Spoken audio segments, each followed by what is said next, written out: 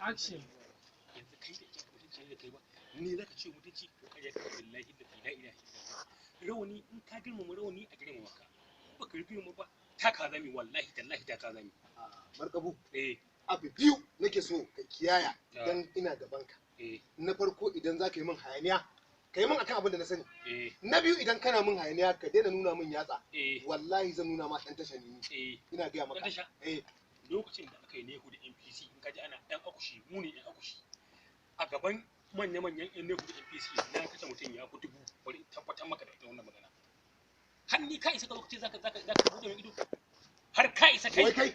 duk da ka zo ka sani a gaba kake mu wannan hayaniyar wai ni me ma na sani ne ba ma sani ba to me na sani baka ma sani ba me na sani to ka je ka tambayi Bauchi ni zaka turo Bauchi ita mutunci na kai ka isa ka turo Bauchi Bauchi kai kana ji wallahi ka kiyaye da kake magana Bauchi ina ruwa na da magana Bauchi wani abu na sani baka ma sani ba to me na sani to shikenan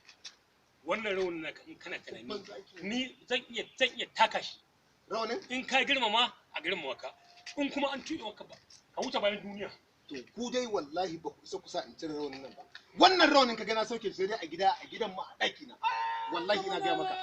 kuma ni na gode wa Allah da ba ta kayaye bane ni waye ta kayaye wallahi tallahi kamar ya to ni Allah ya taimakan masarauta na fada amma kowa ya sani kai dan malamai ne malanta kake madalla to malanta kake kakana wali ne nace ya zauna a matsayin mu da takasa mu kuma mu zo mu kare lamarin duniya aikin banza aikin wabi kana ji markabu dan Allah zan ma tambaya to farallan alwala guda nawa ne farallan alwala